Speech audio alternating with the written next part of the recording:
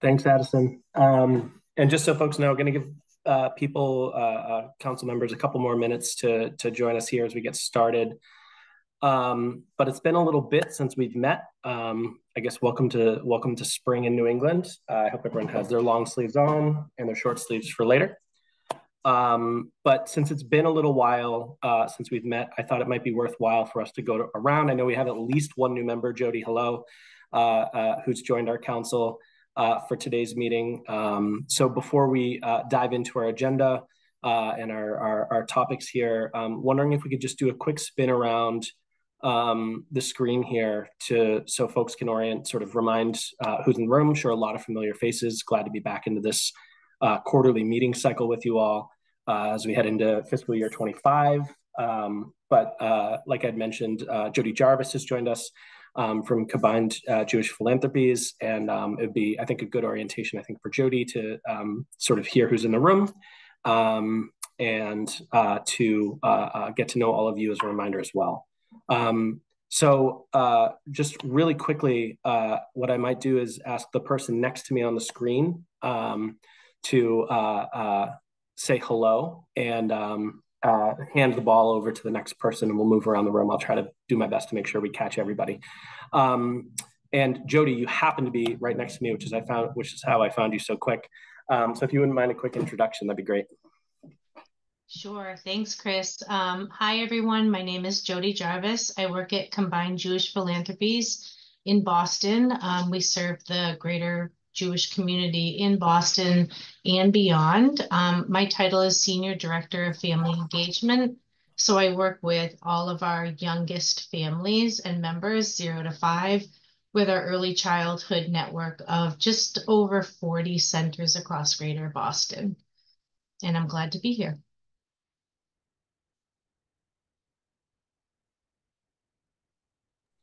Thanks, Jody. Next person I have is Jennifer Liano. And feel free to hand it to someone else on the call too. Hi, I'm Jennifer Liano. I'm a pediatrician. I'm representing the Massachusetts chapter of the American Academy of Pediatrics. I'm just a general outpatient pediatrician. I work in Chelmsford, but very interested in the early education space. Thank you.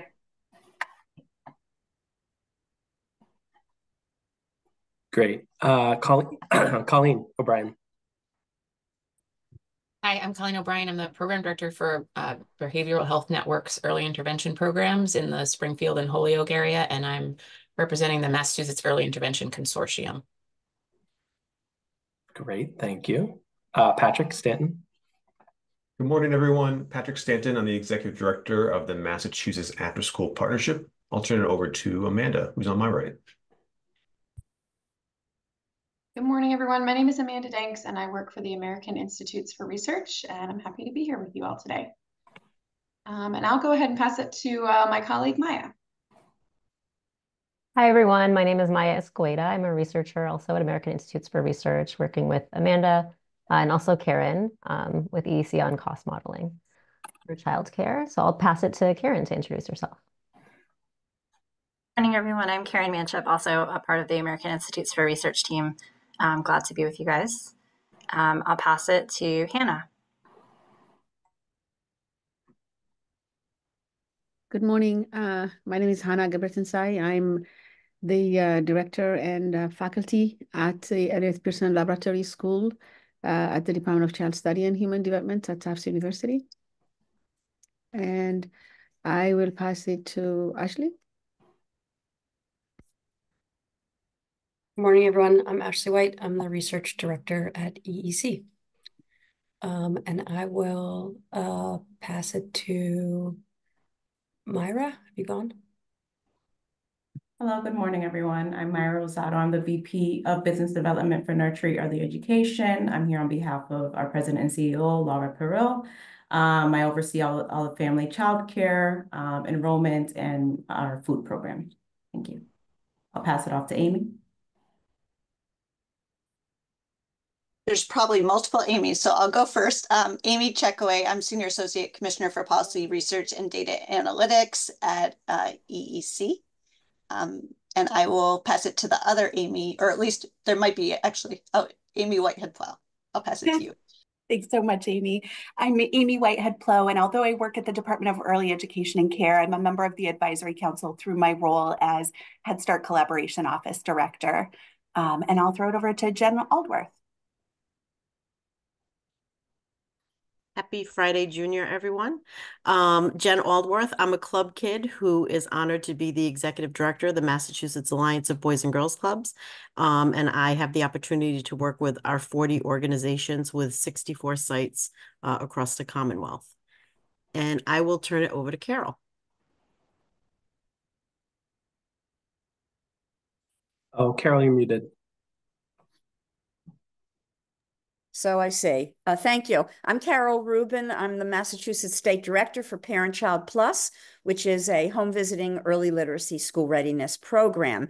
And this game it's getting harder to remember who has already spoken, right? So Colleen, you're beneath me. Have you spoken yet?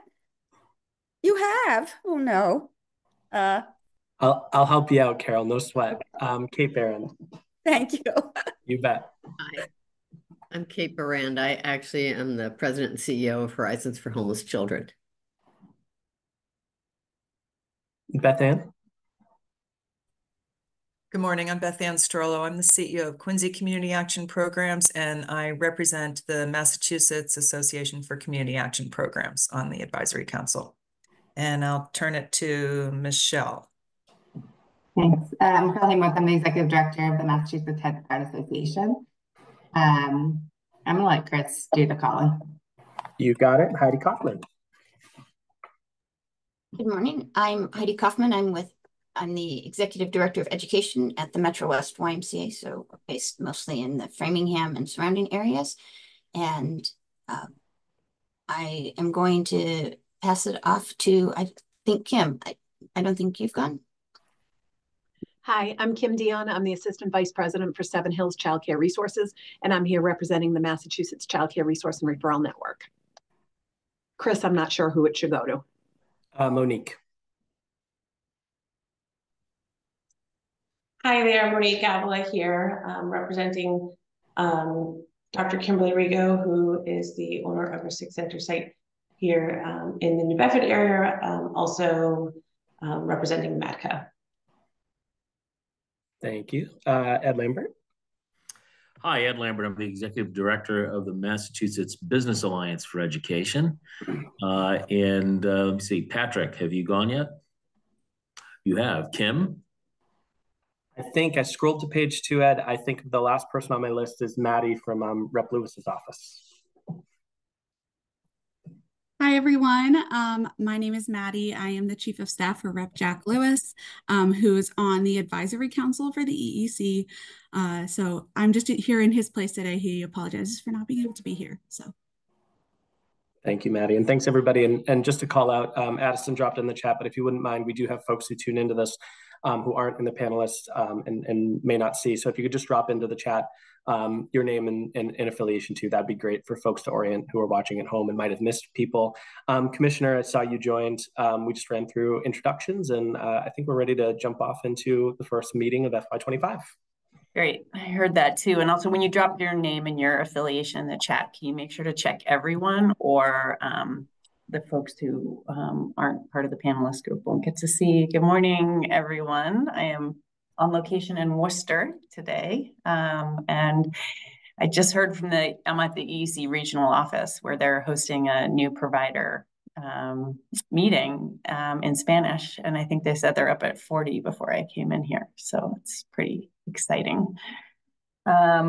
So thank you all. I hope everyone had a wonderful summer. We haven't seen you since late spring, and happy to share some updates and get your feedback on a number of things. There are many, many things moving at the agency. And so today's agenda includes some updates from me. I'm going to hit some highlights around our childcare financial assistance procurement, and the FY25 budget. If you've been participating on the 9:30 call yesterday, or watched the board meeting or live streamed the board meeting, you've had some updates on both of those things. So I'm going to hit those at sort of a high level, but definitely open it up for questions if you've had that over the last few weeks as we've been talking about these things. And then mostly want to spend some time on the Commonwealth Cares for Children, or C3 program. So at last week's board meeting, typically we would do this in the reverse order, which is come to the advisory committee and then go to the board. But the way the scheduling worked, we're a little bit in reverse order this time. So there are a number of changes that the agency is proposing to the Commonwealth Cares for Children program. These are in response to multiple things happening. So both the feedback and engagement we've had from you and your colleagues across the state over the last year, much of the data that we've been able to gather and understand and analyze about the impact of the program, conversations directly with programs and providers. Obviously, the late year budget cuts also and C3 listening sessions that we held in the spring provided us with a lot of really important information about sort of the impact of the program, directionality. We have some key goals that we've been working on for the last year. And we also now have budget language and some directionality from the legislature. So trying to sort of put together all of those pieces into a durable plan that goes forward. Obviously, the best news around C3 is that we have it fully funded into FY25 and permanent commitment in statute to that program going forward, obviously subject to appropriation, but a strong signal, the belief by the legislature and the Healy Driscoll administration about the critical role this program plays and its importance as part of the permanent infrastructure of early education and care funding. So we'll look forward to walking through some of the proposed changes for 25 and the timeline for those and getting some of your feedback. I'm also really happy to say that we're continuing our work as we committed to around the cost study. You'll see even in the C3 presentation that as committed, we are moving to use cost-informed information in everything we do, whether it's our rate work or our C3 changes. And so we're really pleased to be able to give you a quick update on sort of where we are on the next phase of that cost study work, which will be multiple years. And I think we had some engagement sessions last week. So any of you that participated in those, thank you so very, very much. Really appreciate it. So let me start with the provider RFR. So many of you are aware that the last time the contracts for childcare financial assistance were reprocured was 2009. So 15 years in the making. We are very proud to have successfully reprocured the contracts both for our income eligible population as well as for our priority populations. Those are families involved with the Department of Children and Families, families experiencing homelessness, and young parents under the age of 24. That RFR, we've been talking about it for a very long time. We posted it in March, and we had a fairly exhaustive process both for our providers as well as for the agency in reviewing proposals. We notified all bidders at the end of August and are in the midst of contract negotiations right now with the plan of having new contracts starting on October 1st. So that is the plan. There are many things that we are very, very proud of in this procurement, being really clear about staffing expectations, customer service. We provided administrative support for the very first time to our center-based programs so that they can administer the program and work directly with families, professional development expectations. We also pulled out the support services and transportation so that those can be funded separately and recognize the importance of delivering those services, especially to our priority populations. We also had a lot in there for family childcare systems so that we can support consistency across the board and the support that educators are getting and across our systems.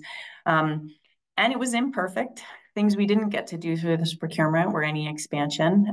In 2009, we bid about $115 million. And this is going to be about a $402 million procurement, but it is about the same number of children in total. And that was, based on the resources that were available, sort of an intentional decision by the agency that we wanted to lean into what is the system that we want to buy through this important mechanism in childcare financial assistance, and then build that procurement flexibly. Can be opened every year. We won't wait 15 years to re-procure it again. So if additional resources do become available, we're putting it into that system that we really want for kids and families, as well as for educators and programs. So it is a big change.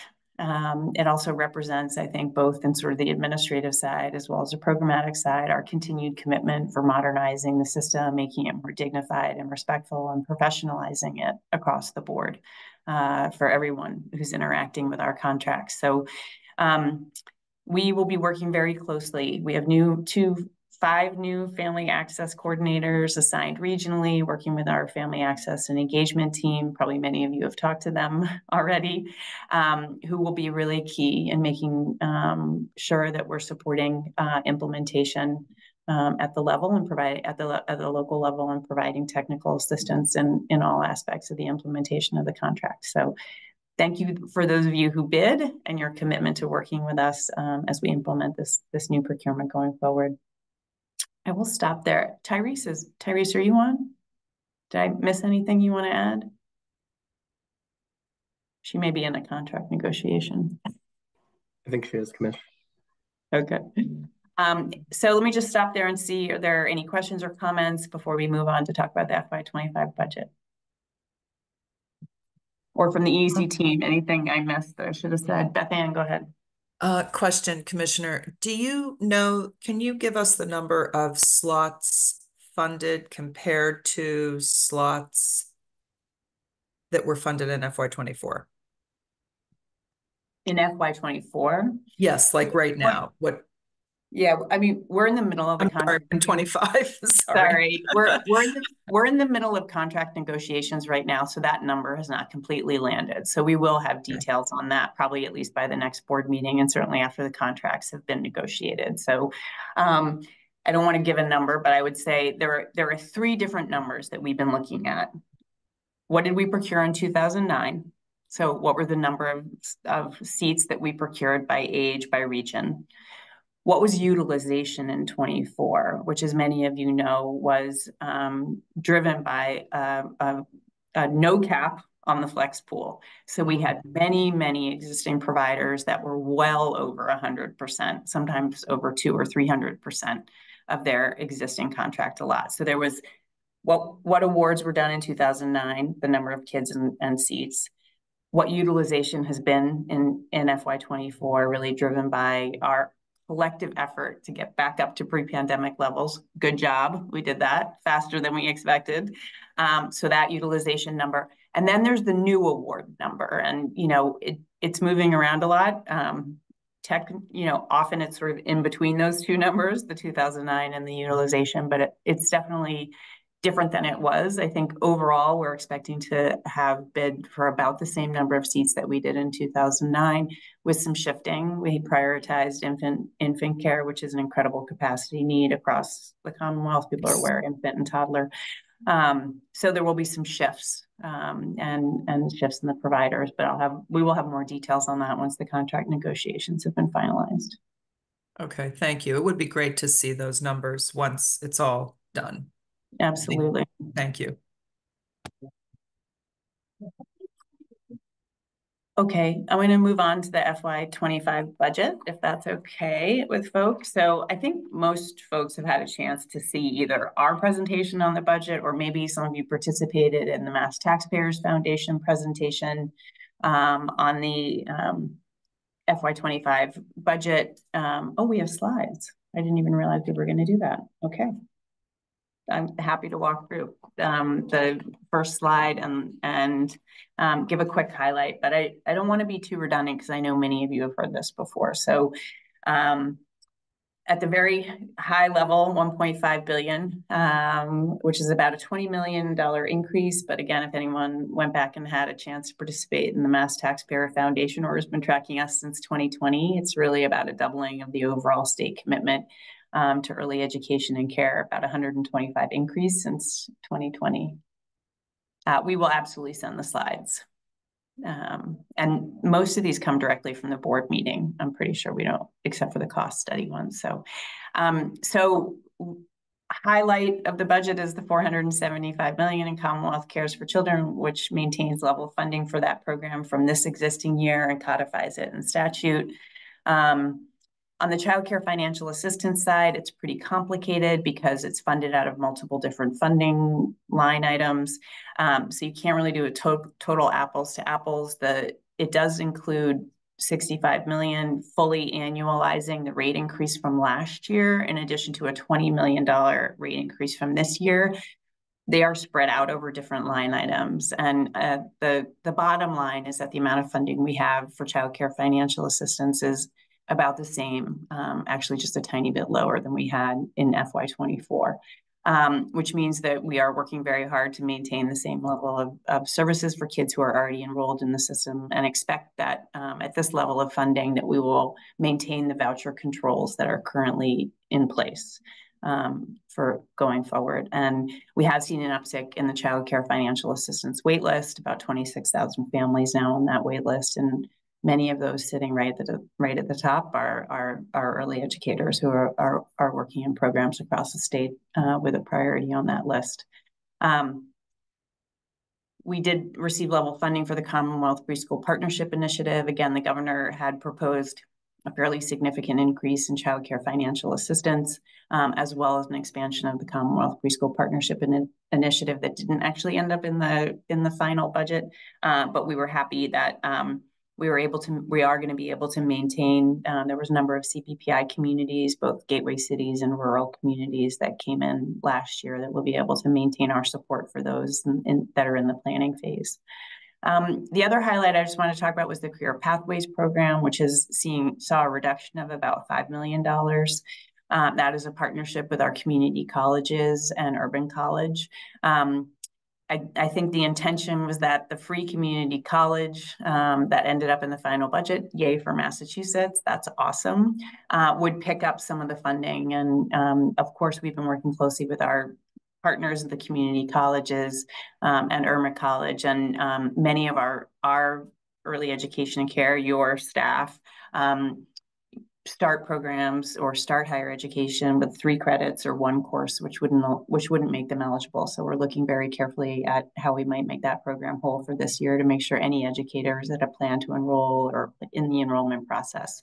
We've fully funded it for the first semester, and we're working on a strategy to support the second semester at full funding. I'll just mention 3 new investments. So 7.5 for new higher education scholarships. And we're looking at, again, career pathways, as well as maybe expanding who is eligible to receive those funds. Really excited about a new loan forgiveness program. We don't have that set up yet, but we're going to be working to figure out how to set that up so that we can relieve some of the debt that our educators are carrying. And then a new pilot program at $2.5 million for an employer-sponsored initiative. And again, just working on sort of how some of these new programs might come to pass. Addison, can you just flip to the outside section slide quickly? So we have details of the line items, which we thought would be helpful. Little correction on the parent-child home program. Thank you. We will correct that before we send out the slides, if there is one. And so we provided the line item detail. It's important to see that multiple, in multiple cases that some of our line items might be funded out of different sources. So be able to see that in detail.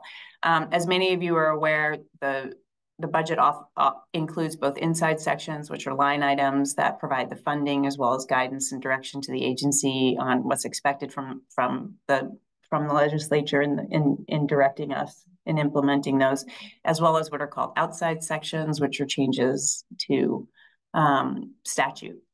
Much of what was in the early education bill that was passed by the Senate ended up in outside section language, as well as some things from the House House budget proposal as well. In all, there were about 28 outside sections, which is an unusually large amount usually there's a couple outside sections, but and just again highlighting codifying some very important parts of our system like C3 and some of the scholarships and some of the programs that we have. Also increasing eligibility up to 85% of the state median income, which would be effective in January. So again, we're working on what it would take to do that. But under the current configuration, we're not opening up eligibility or voucher. We're not able to open up vouchers or up to 85% yet. But that has an effective date in January. So we'll be talking with all of you about that.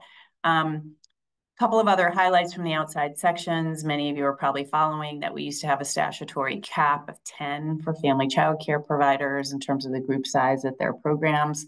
The outside section eliminates that cap, but that cap currently exists in policy and regulation. So we are in a regulatory revision process where we will be incorporating the question about sort of without that statutory cap of 10, what could the group size be? I think there's a lot of interest in thinking if programs have the space and interest in increasing their group size, what would that mean in terms of ratios and staffing and age groups? So there's a lot of work to be done before we're implementing a change to what the group size is in family child care. But that's another one that we look forward to engaging with the community on.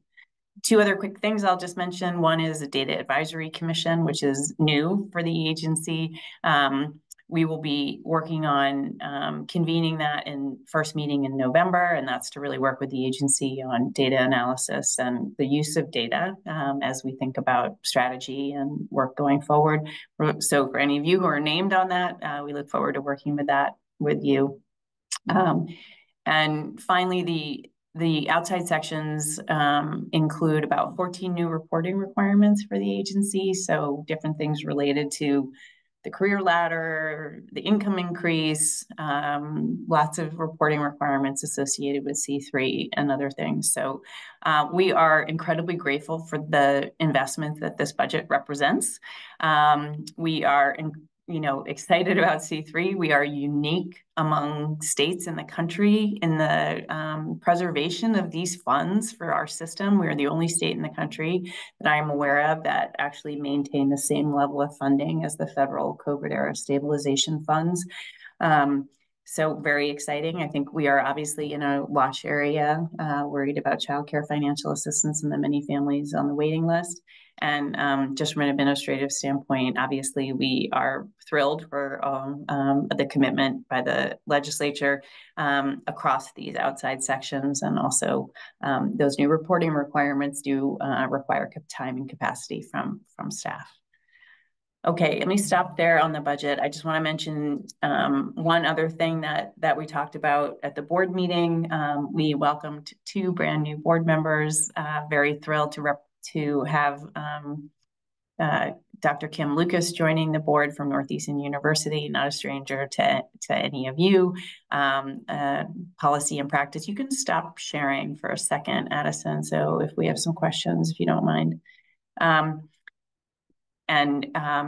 Much of Dr. Lucas's research focuses on family child care, so we're really excited for her overall experience and perspective added to the board. Particularly with the data advisory coming on. The timing is excellent with her joining the board. And then Jennifer James Price, who worked for years for the Executive Office of Labor and Workforce Development, and now is a Vice President for Strategic Employer Partnerships at North Shore Community College. So really excited to have both sort of the formal workforce system perspective as well as the community colleges joining the board. So we're thrilled, and we are fully seated on the Board of Early Education and Care. So happy to be starting the school year and the fiscal year with a full roster of board members. If you haven't had a chance to look at the board meeting deck from last week, we did do a little bit of a look back and a look forward. So we looked at some of the accomplishments from FY24, many of which we are in gratitude to all of you for having done and moved forward on. And we also looked forward to FY25, where we listed out some of the things we know the board we're going to be working on. Many of those things are sort of going deeper into things that we've already started in the last 2 years, which are many things, and then a few areas of highlights for new things. There's a real interest at the agency, and I think among our community members, around family, friend, and neighbor care. Definitely focusing more on literacy. I think some pretty exciting announcements coming around literacy in partnership with our executive office and our Department of Elementary and Secondary Education. So, and then finally, the agency is statutorily required to do a 5-year strategic action plan. We are in the last year of the last one of those. And so in the next several months, we'll be kicking off a process around that strategic action plan, which will definitely intersect with the interagency task force that's going on right now. And for those of you who may also be serving on the Poverty Commission, that is also sort of has some relevant thinking and visioning around both poverty disruption and the role early education and care can play there, as well as economic mobility for our workforce. Okay. Any questions on stuff that came up at the board or the FY25 budget for now? You people are unusually quiet today.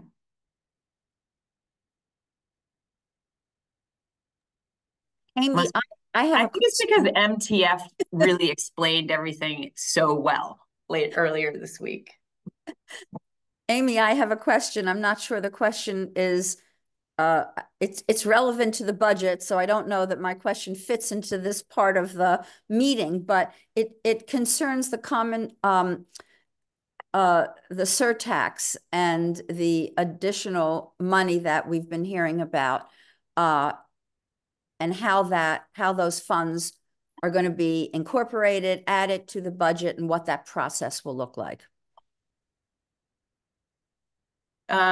I think that the supplemental budget that just passed, it includes some additional surtax funds, and I think there some may have gone into the Early Education and Care Trust, which would be available in 25, and I think some are potentially being used to fund things that were funded in 24 that we are shifting funds around to make sure that other priorities are able to be funded. So I don't have the exact details on that. I think we're trying to untangle it a little bit. Chris, do you have any further clarification yet? Yeah, I think there's some early thinking about where dollars can be spent in the current fiscal year, but my sense is you know, based on some of the numbers we saw, I think the administration is going to start up, you know, when one fiscal year ends, the other one begins almost immediately. So the development of the FY26 budget probably will contemplate some of those funds as well as we think about where and how to sustain investments moving forward. So I think you're seeing, if anyone's following along, a little bit of utilization in the FY25 budget, but probably a much bigger conversation based on the returns they saw in the previous fiscal year and where and how that most appropriately fits between what's prescribed for the availability of those funds.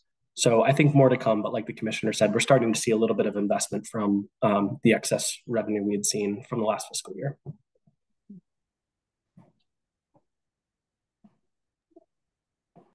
Great. Okay.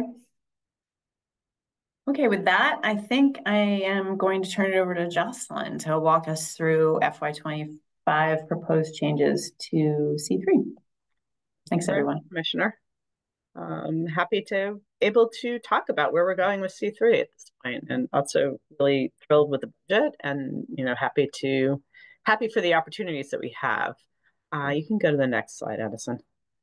I'm not going to spend a lot of time on these slides. I think everybody has the first few slides. I think everybody's heard this before, but just a reminder that C3 was started during the pandemic to support access and to support maintaining our sort of system so that when need returned, the programs would be there and really support programs in the mitigating the losses that they were seeing from the reduced enrollment that we saw. But over time, it has really transitioned into a program that has been able to support the field in navigating the workforce challenges that we faced by increasing compensation without necessarily having to put that cost back onto parents. Go to the next slide. And we've seen that over time, C3 really has been a critical support from the field. We've collected a lot of information through surveys and through our application process. We've seen the ways license capacity has grown and is now exceeding pre-pandemic levels during the time of C3 operations. We've seen educator compensation grow, and programs report to us that they both rely heavily on C3 funds, but they also are using the funds to maintain affordability for families. So it's playing a very important role in program financing as well. You go to the next slide. So sort of all of this learning and the 3 years that we've had with C3 helped us set up these forward-looking goals for the program. And I think, again, just reiterating that the conversations we've had during the budget process, the way the budget came out, really reinforces and supports these goals, particularly recognizing that C3 is a critical funding mechanism. The commissioner mentioned the fact that it has been written into statute, making it a permanent program, and also that this year's budget is exploring more permanent funding sources for the program. So all the pieces are in place to sustain this program. We're also happy to say that we can maintain universality of access to C3. I know this was there's a fair amount of discussion on this last year, but given the nature of the role this funding is playing in programs finances across the field, it really is important that this program continues to be available to support workforce and program quality, as well as accessibility and affordability for families to the early education and care system. And at the same time, we continue to look for ways to make distributions more equitable, particularly aligning with the expected costs and enrollment we see in programs. And we'll speak to how we are sort of the details of how we're going to do this as I move through this presentation. And also thinking about how to ensure we are directing additional funding to programs that are serving low and moderate income working families, particularly wanting to support and incentivize programs and utilizing the child care financial assistance funds to support families. And then finally, a really powerful lesson learned, I think, for all of us in this past fiscal year is the need for funding predictability, both for programs so that you can budget and plan around the funding that you're going to receive over the course of a year, and for EC and making sure that we are planning our expenditures in a way so that we know what we will be expending for the year, and we've planned for that in advance so we don't have any surprises as we go through the year. Go to the next slide. So this is just a little bit more detail on what is in the FY25 budget to support C3. Funding remains the same levels as it was last year, which is, we're really happy to see that and to have this level of support at $475 million.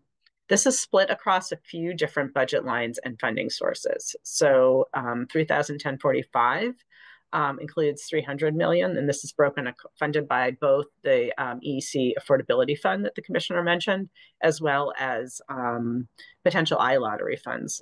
That program has been approved, and once that is set up, funds would flow to support C3 as well. And then there's also $175 million coming from Fair Share as well. The structure of this program in terms of how it's written into the budget, there's a lot of language and a variety and a couple of outside sections. It is a little bit complicated, but to break it down, there's a fair amount of language about what we have to do in this current fiscal year in FY25. And then there's a section that focuses on the long-term expectations for the program. So I'm going to focus here on what we have to do for this fiscal year, but I think it's also important to recognize that there are some expectations that come into play in FY26 that we are also paying attention to in designing for FY25 to ensure that what we do this year can carry through without significant changes into future year, and also that we're collecting some information that we will need for implementation of some changes next year, such as information about whether programs would be willing to accept a child with childcare financial assistance if one came to the program and they had space for them, which is a requirement for FY26. But in FY25, the most significant requirement that we have is that we do pay attention to how funding is flowing and ensure that we are providing over 50%, 50.5 technically percent of the current C3 allocation to children, to programs that serve more than 25% of children with childcare financial assistance. For those that serve some children, but less than 25% of their capacity, we need to make sure that over 28.4% of funding goes to those programs. So again, these are minimum. So we have to spend at least these percentages or more in these groups. And when we get into the tiers, we'll talk about, sort of how we took this information and then thought about ways that we could go above and beyond to add some other programs into those tiers. And then finally, for those that are not serving children with CCFA, the most we can provide to that group of programs is 21.1%. Kate, I see your hand up. Just curious, I've heard this several times, but I've never asked the question, and I didn't go back to look at last year's slide deck. Mm-hmm. Is this a different percentage by bucket than last year? It is effectively how the money flowed last year. Commissioner, am I getting this right?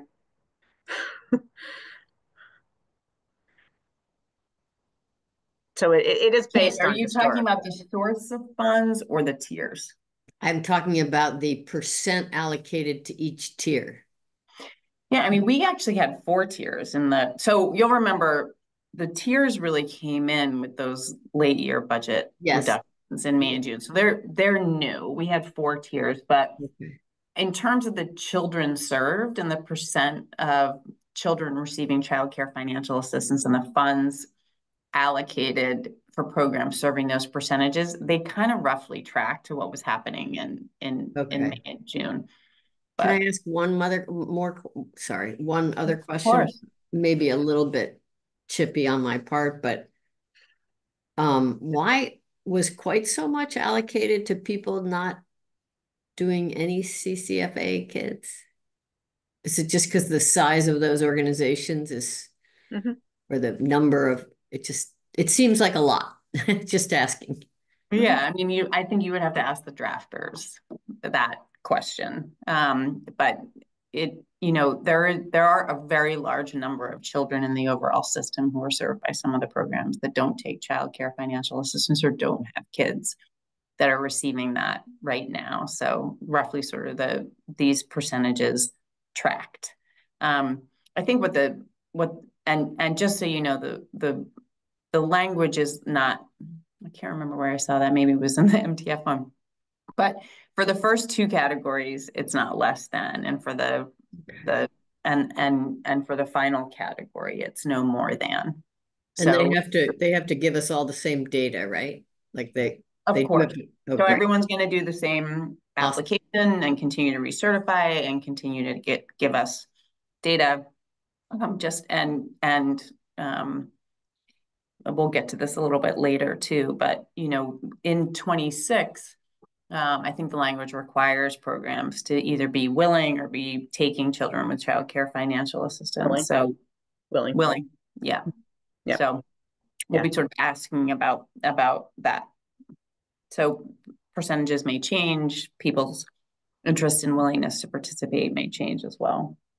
Yeah, I think I just want to sort of bringing us back to the goals and the principles that we started this with. Again, this is a system that serves all programs in very important ways, but also thinking about the ways in which we concentrate funding and significantly support and incentivize children, or sort of programs serving children with financial assistance.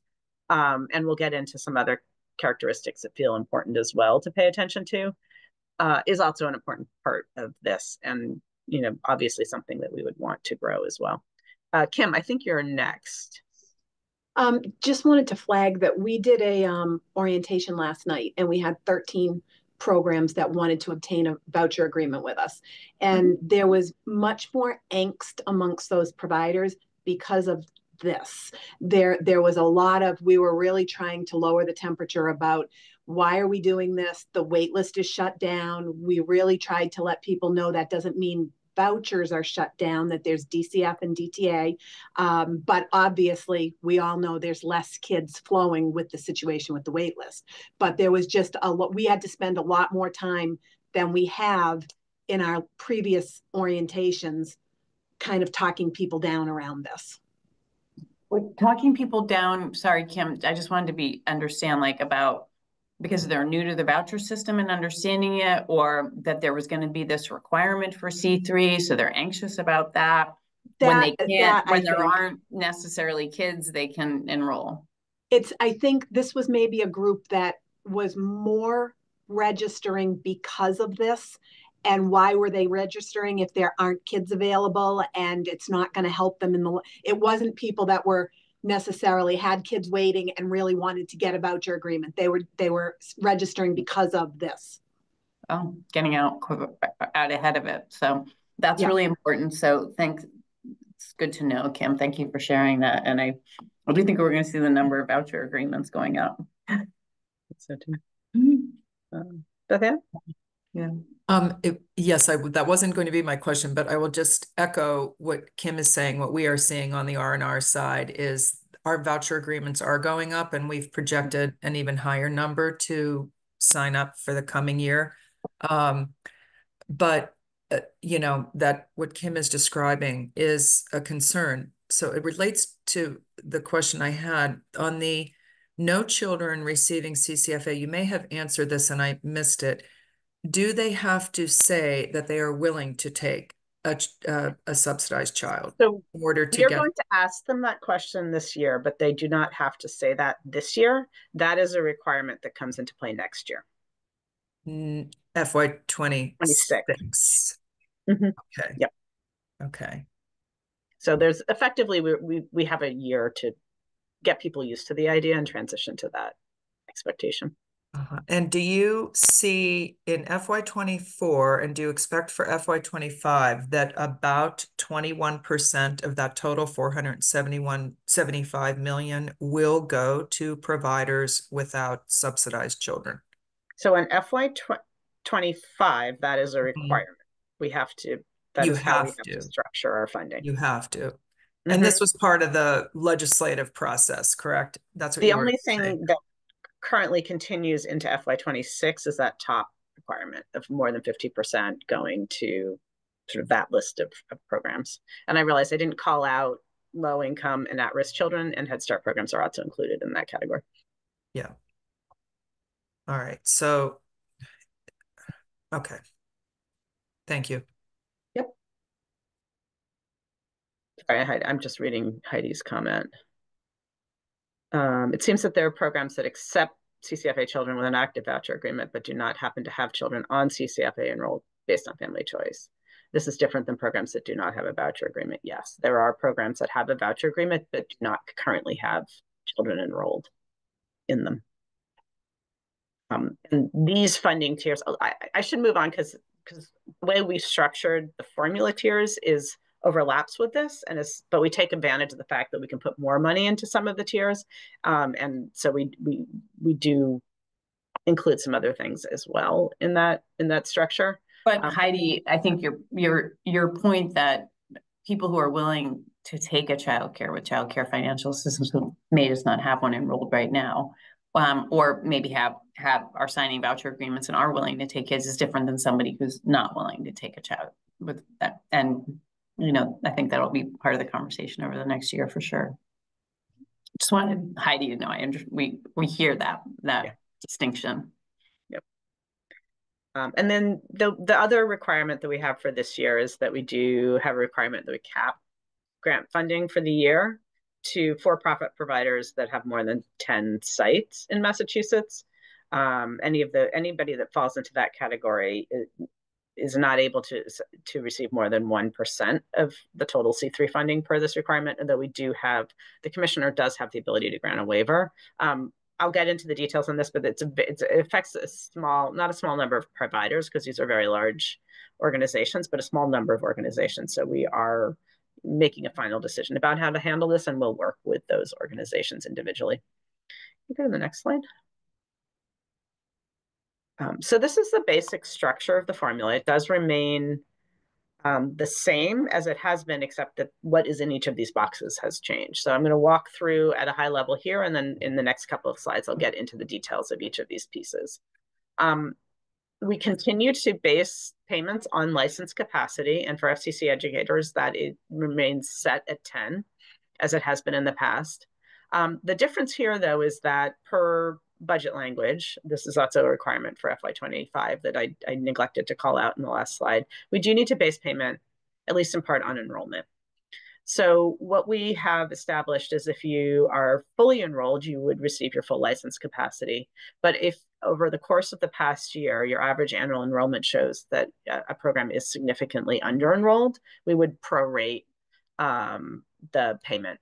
So effectively, for center-based programs that, and again, this is an average across the year, it is not a point in time. I just want to be clear about that. Maintain an average enrollment of less than 75% of their license capacity. That would be prorated. So if you're at 50% on average, then you would receive 50% of your license payment for your license slots effectively. And for FCC educators, it's an average that's below 3 children. And again, we have a set of adjustments if that average, for averages that are below that. The base rate, which in sort of the current version is your slot times an FTE adjustment. What we have done is we have integrated those two things formally and sort of remove the constantly fluctuating FTE adjustment. So this is where we use the cost models. We use the recommended staffing that were built into the cost models that Selfie did, and calculated sort of modal program types that accounted for the age of the children enrolled and the whether the program runs as a part-time or a full-time program, because those are the things that really do shape the staffing of the program, which is, again, the primary driver. But one thing that we did here in past years is that, you know, programs that for whatever reason, in some cases it's high fees to parents, but there might be other reasons, have the funding to highly staff the program, we're getting more grant funding, and programs that were unable to fully staff were getting less, and actually those are the programs that needed the money to get the staffing up. So what we have set are sort of funding amounts that are based on some expectations built into the cost models. Michelle? I mean, on the differential for operating full or part-time, we have many centers, and I imagine others do, that have both full-time and part-time classrooms within the same facility. Mm-hmm. How are you going to adjust for that? We will look at the center as a whole and take the, if you do both, we will count you as a full-time center. We're not getting into the business of adjusting this classroom by classroom. And it's the same, I'll get into the details on this, but it's the same with the ages served for center-based program. If you serve infants, you get an infant rate for your full license capacity. We're not paying an infant rate for the infant classrooms and a toddler rate for the toddler classrooms and so on. And then full-time, I'm assuming, also means full year, not just full-time school year? Yes. Okay. Thank you. Heidi. Thanks. I think the staffing adjustment, it was actually in the new formula, is not fully absorbed in the calculations, in that by changing the amount that is allocated for individual or for programs based on the ages that are served, it doesn't take into account the extra staff that are needed for extended hours. Like if you're open more than, let's say, 8 hours a day, if you have a 40-hour work week for your FTEs. So so in doing calculations, for example, in programs that serve more than 25% children on CCFA subsidies with preschool kids, there's actually a decrease if the programs were receiving the staffing adjustment to be able to modify their classrooms. I think there's two things in that. So the first is that whether there's a decrease or an increase depends on what your staffing adjustment was prior to the change.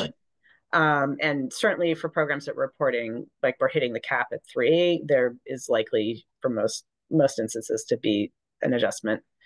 down. I think the exception to that is in the infant side. We were also basing this on an expectation of a 10-hour day. So one thing that we do need to think about is what happens when we start thinking about non-standard hours. It's something that is in the budget language for us to attend to in FY26 and something that we will work on. So again, we want the basic structure of this formula to remain stable going forward, but we do also have a process that we will start putting in place where we go through the board each year, talk about any changes for the following fiscal year and get board approval. And that is certainly one thing that we need to look at, is sort of like how do we account for programs that are open for more hours than what was taken into account in these cost models, and how do we incentivize non-standard hours as well?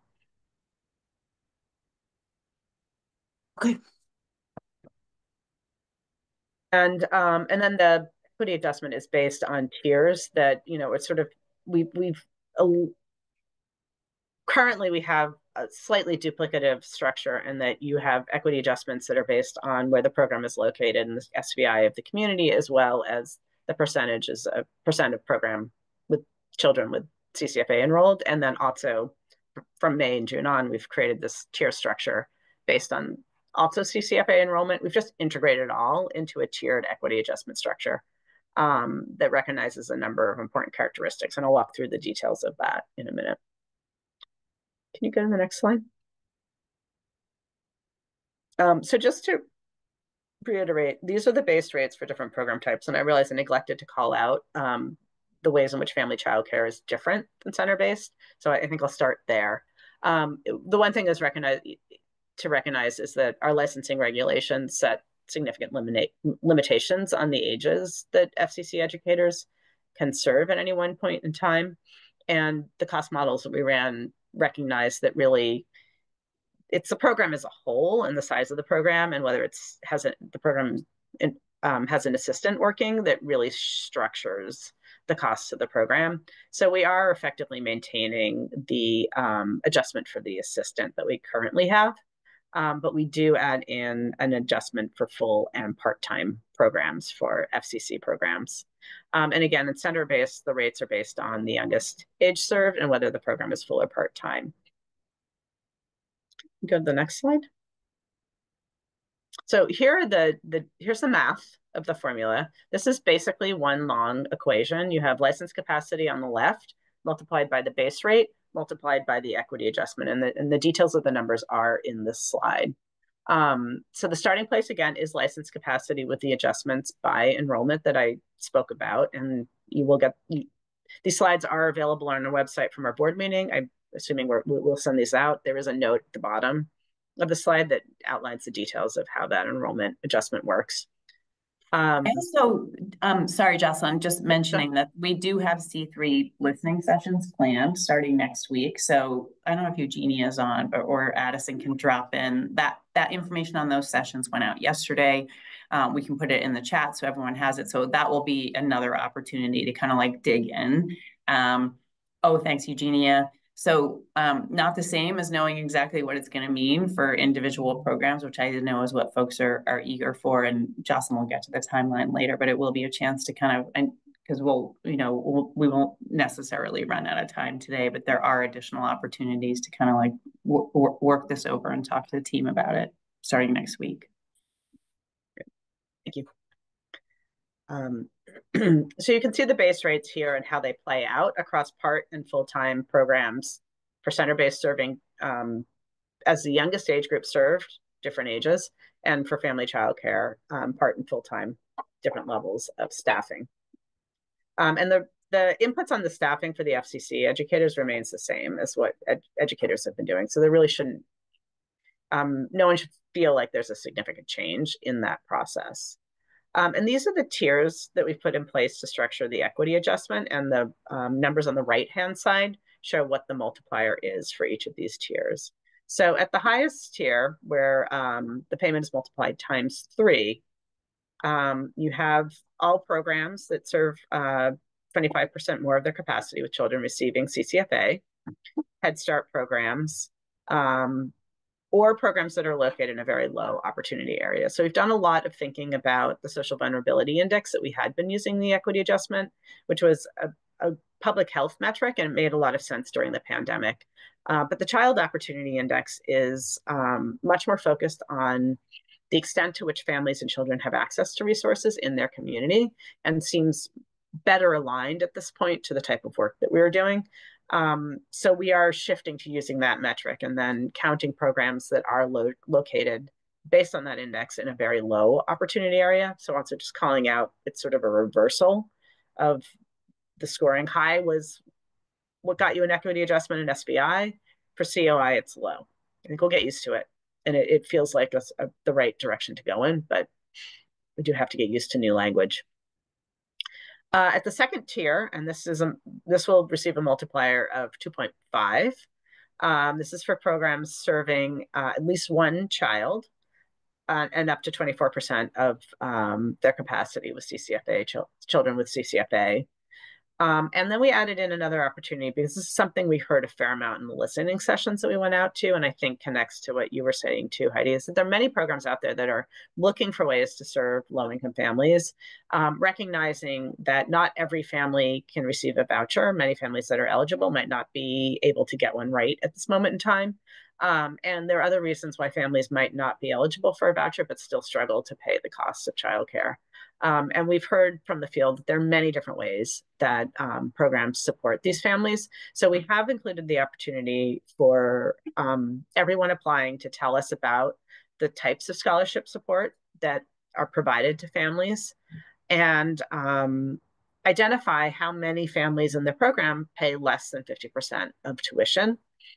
And if a program provides that support, either through sort of a program managed scholarship or accepting another scholarship outside of CCFA, like a tribal scholarship or a municipal scholarship, programs would qualify for this tier. There will be some documentation required as well, but that is something that felt really important to recognize in this structure. And then finally, the third tier, where it is, just the base rate without adjustment, is for programs that do not qualify for tier 1 or for tier 2. We will also continue, for those that are familiar with this, calculating the ratio between the highest paid employee for very large organizations. This would be a CEO, and the relationship between that and the lowest paid educator being reported at that program site. If that ratio exceeds 30-to-1, programs would fall into this third tier as well. Questions?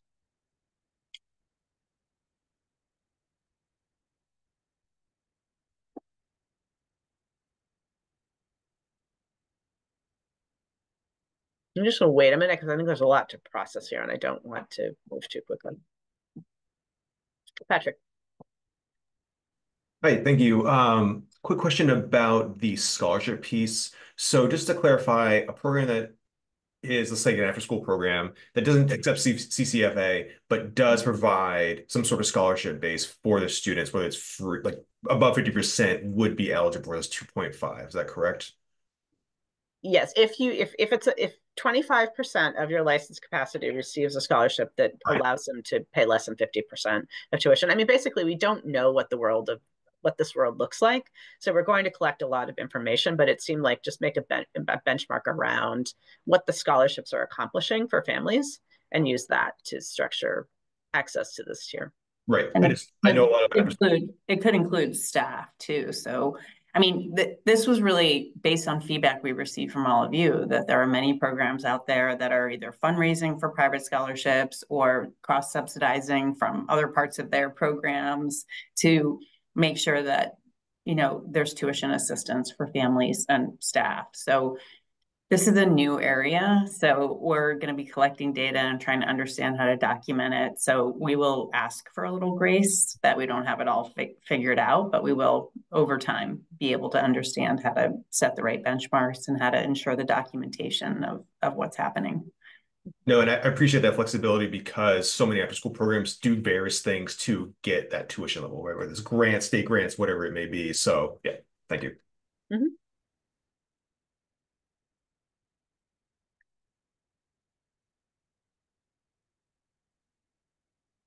All right, well, I'm happy to come back if questions come up as you process. I know there's a lot of information to take in all at once. And again, we will have more sessions and opportunities to ask questions coming up next week.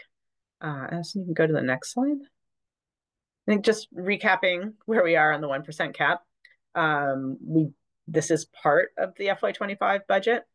We have looked through LEAD to identify 7 umbrella agencies in LEAD that would be affected by this cap.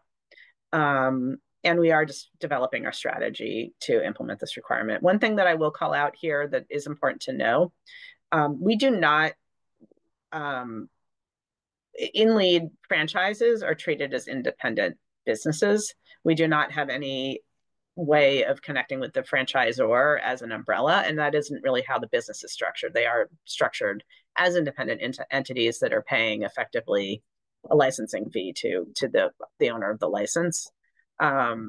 So we have, over the last few years, developed a system to make sure that C3 is not treated as revenue, that is then, the royalty is then, that are paid are built on top of, and feel comfortable continuing to use the structures that we currently have in LEAD and treat those entities as independent businesses. So I just think it's important that everybody knows that and understands. And we will certainly be in touch with those 7 umbrella entities and work out the details of how this will play out with them individually.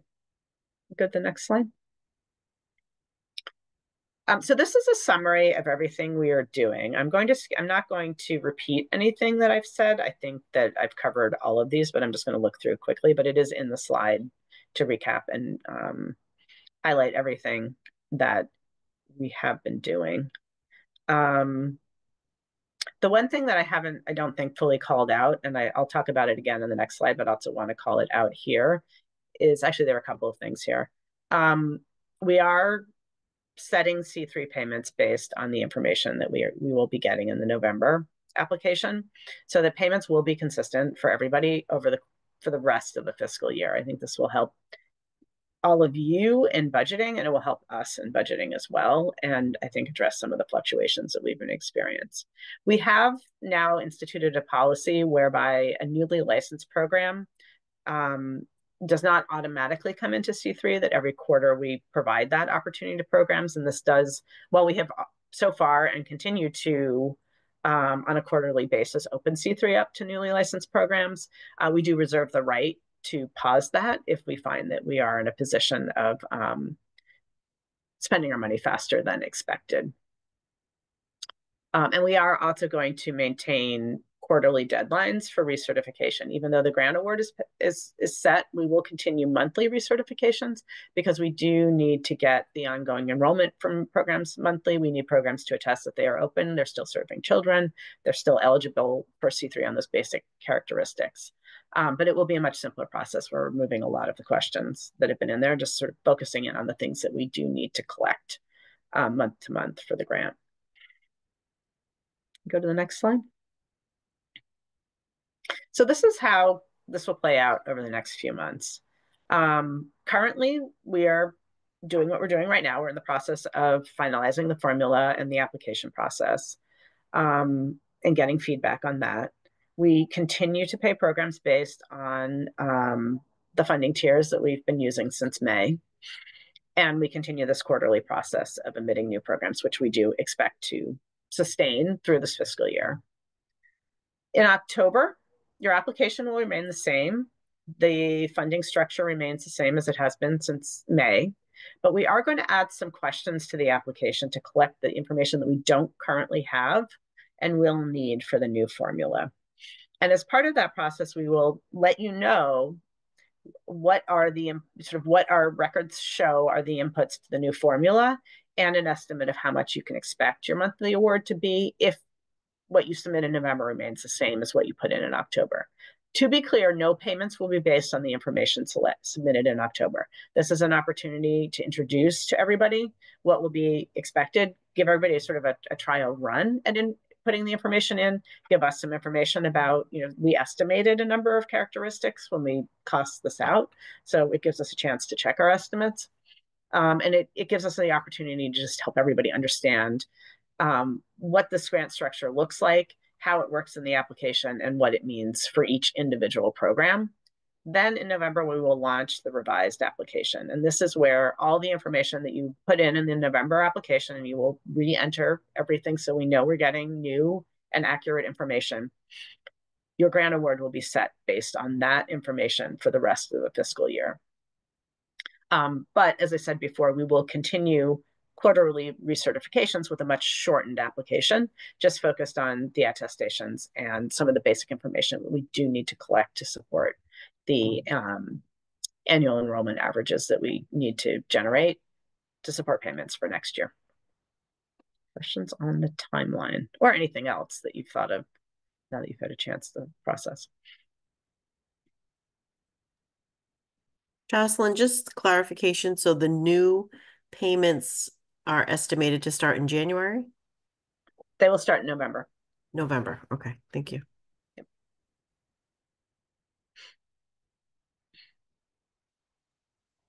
Okay, we do have one more fairly substantive agenda item. So if anyone has any last pressing questions for Jocelyn, let's get those out now. And then again, the listening sessions will start next week. So we'll have a little bit more detail, but we want to know, Heidi, go ahead. Thank you. A quick question about the annual funding. I think for this fiscal year, it's not so much of an impact, but I know a lot of after-school programs have a significant shift in enrollment, especially during the summer compared to during the school year. And I think we have time to figure that part out, but I wonder if there's been any thought as to how that would be. Well, I mean, part of what we wanted to make sure is that things weren't skewed one way or the other based on those differences. So by having an average across the year, that does actually help to smooth it out. So, your average is higher than it might be if it were just the school year days. If you have more in the enrollment, which means your payments over the course of the year would be a little higher, but then you wouldn't maybe get as high a payment as you would have gotten in the summer. It all depends though on your license capacity too. So I think some of this will be figuring it out. And I realize I misspoke. I got a question. So the question about does full-time mean full year? I realized the answer is no, actually. That is a month. We are looking at how you run your program week to week and how many days and hours you're open over the course of a week. For programs that are closed during the summer, you just do not receive the grant payment during the summer months. That is a clarification I was important to make. Sorry, I'm going to pass this off though, because we do need to get to AR. I'm just going to mention one other, we've had a couple questions about school age programs, especially ones that have a license capacity that maybe exceeds what their daily, or typical weekly enrollment is, so that they have that license capacity when there's other times during the year when they have vacation care that additional kids come. And I think we're going to be setting up a focused kind of conversation to talk a little bit about like, what does that look like and what does that mean in terms of this formula, so we can understand a little bit about sort of how that works. It was brought up by one of our board members. So we will be kind of engaging some of the folks who do after school and school age programs, so we can better understand sort of the license capacity enrollment flow during the course of the year, which is a little bit different.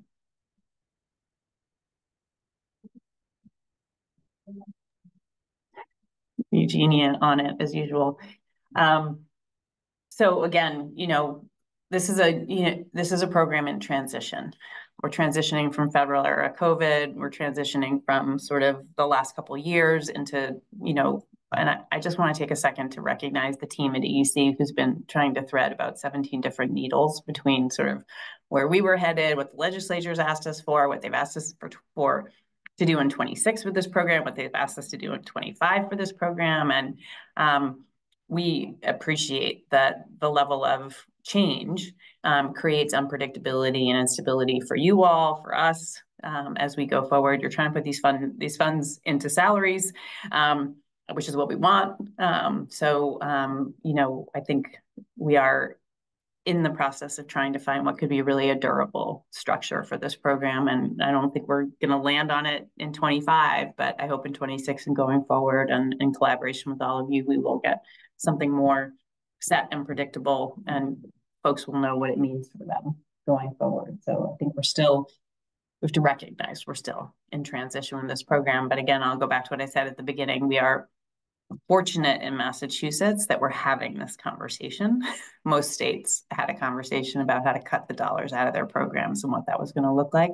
We're figuring out how to keep it in the program. So I know this is difficult, but I also feel grateful for the opportunity to have a conversation with all of you.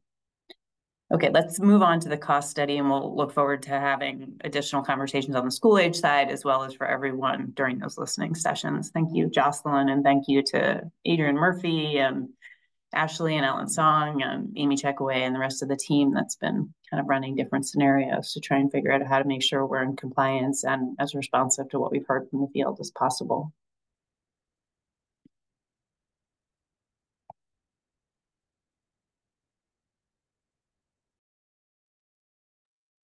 Amy, am I turning it over to you? Yeah, that's great. Thank you, Commissioner. I'm just going to tee things up really quickly and then turn it to the team from AIR who has joined us today and had a chance to introduce themselves at the beginning of this meeting as well to really share an update and hopefully we'll have at least a brief chance for questions and suggestions, but also happy to follow up with folks. And I know the AIR team would be happy to as well if we don't get to all of your input today.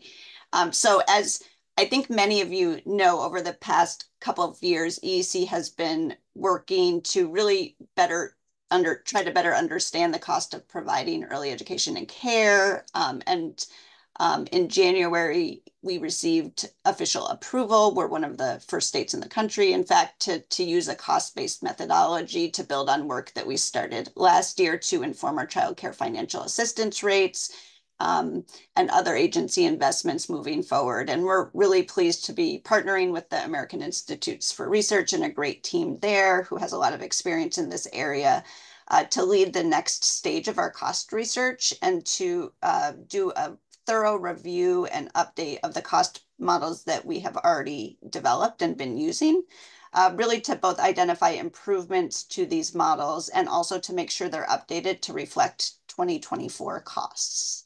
So the work this year is going to happen in 2 phases with some more minor updates to happen this fall that will inform the adjustments to our child care financial assistance rates, the $20 million that we have available to use this year, and then really some more potentially significant changes as part of phase 2.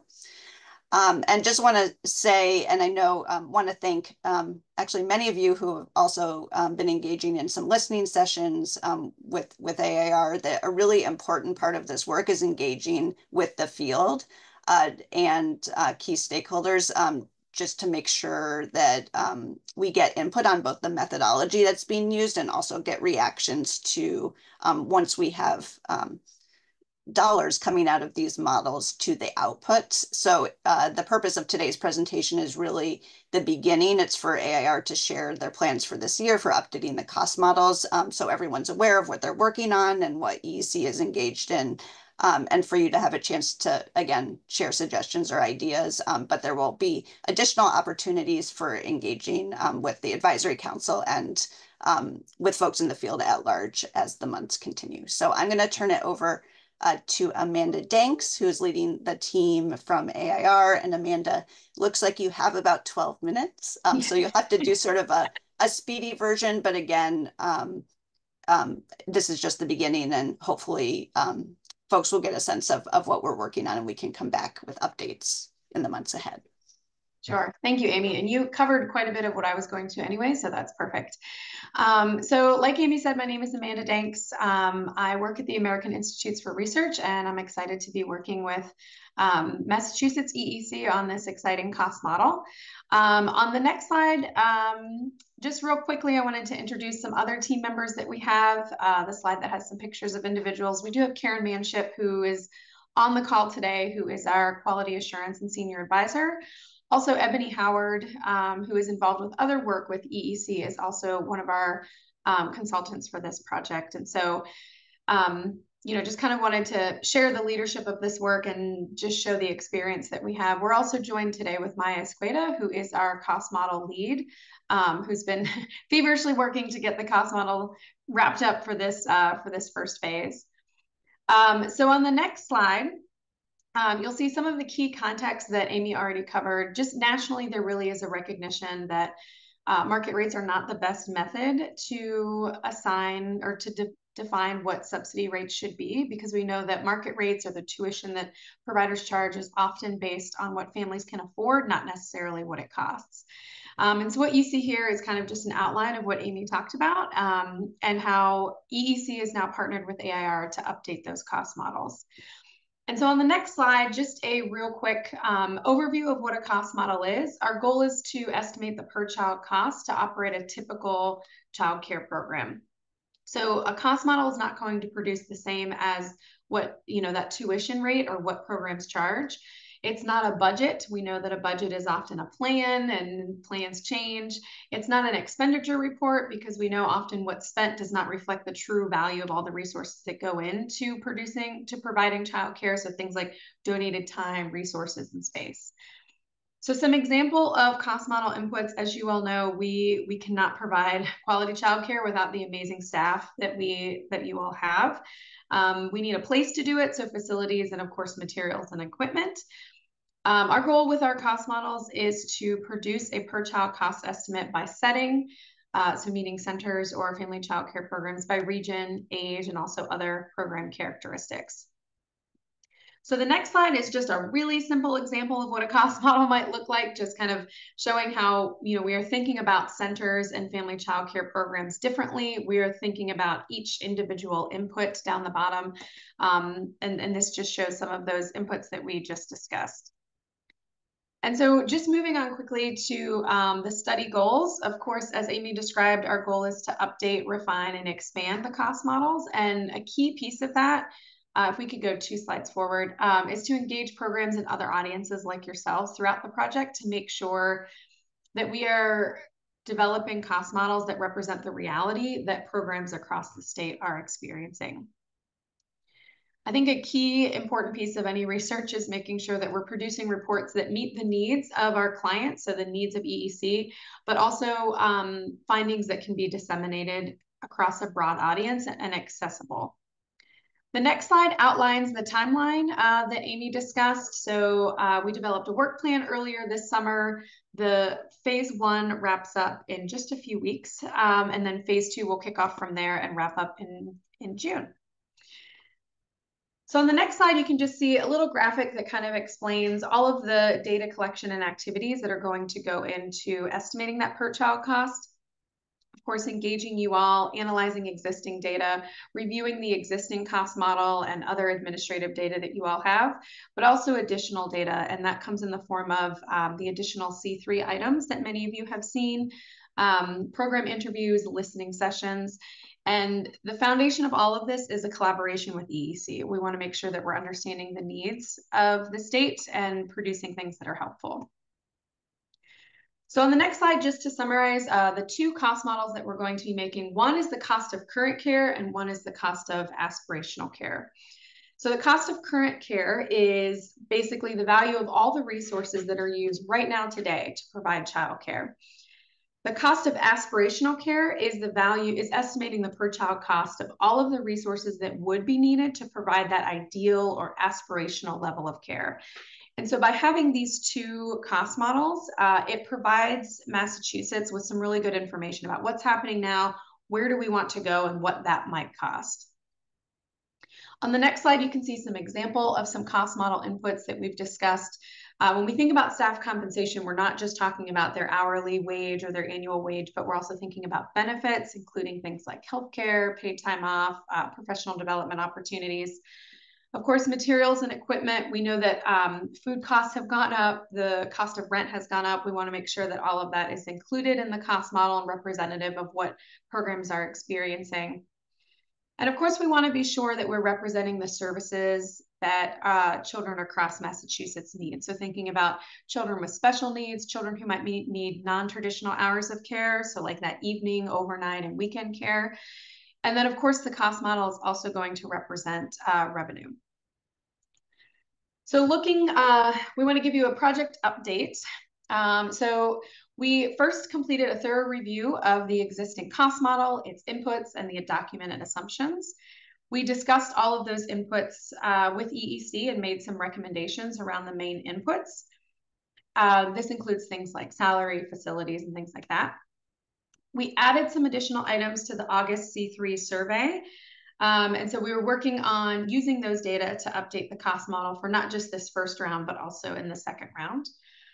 We conducted 9 program interviews between August 19th and August 23rd, and that included centers, family child care homes, people who focused on out of school time, and also programs that served children with special needs.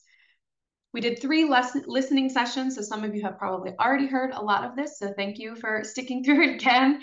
And we are planning some strategic follow-up questions because we got some great information in those listening sessions. And again, frequent discussions with EEC.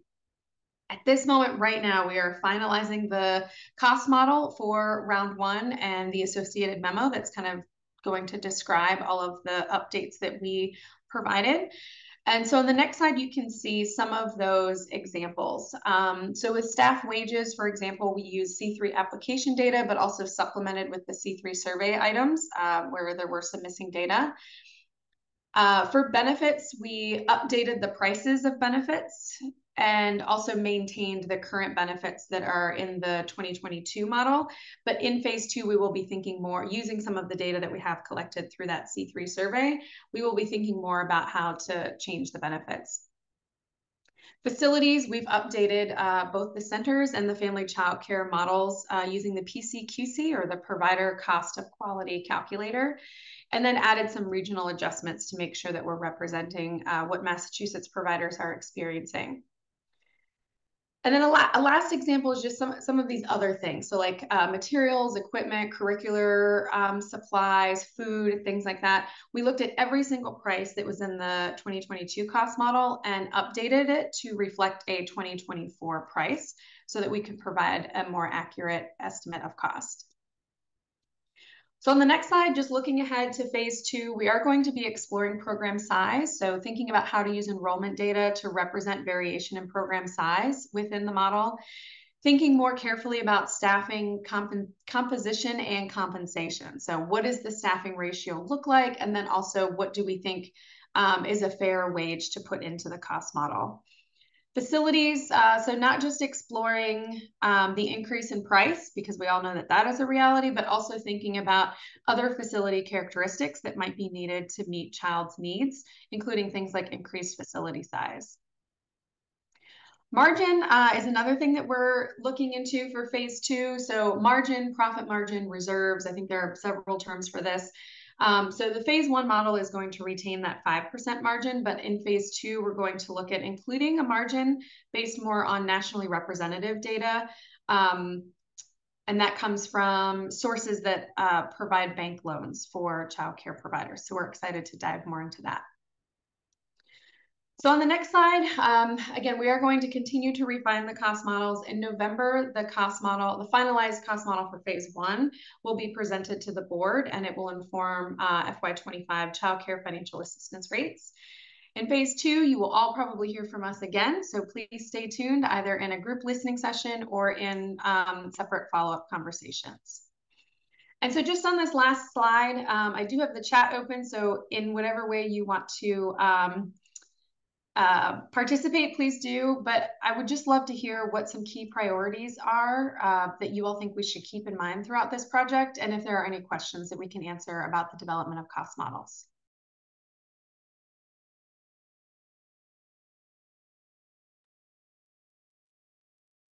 Thank you, Amanda. That was really impressive. You got through things really efficiently, and would love to hear. I know that we don't have a lot of time right now. Again, happy to follow up if there's not time and you do have a question. Feel free to reach out to me or Eugenia or Amanda. I think your contact information is also in the slides, but would love to hear any questions or feedback. And again, really appreciate the faces I see that have already been providing feedback through some of the listening sessions.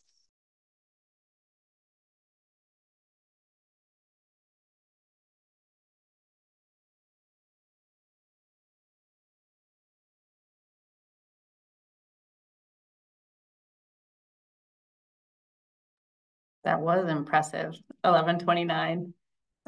So we'll have more opportunity to come back on the cost study, but we wanted to pass through this group for sure.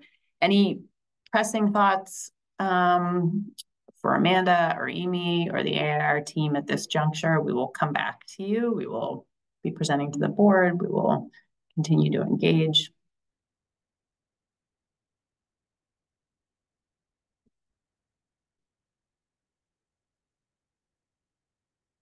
Okay. Great. Well, I want to thank again the EEC team, Amy, Ashley, and the folks on your teams for your collaboration and the AIR team. So it's pretty exciting that we're continuing to deepen our work around the cost study and understand more. And just grateful for the engagement and information many of you have provided as we continue that work. Thank you all. We'll see you soon. Thank you.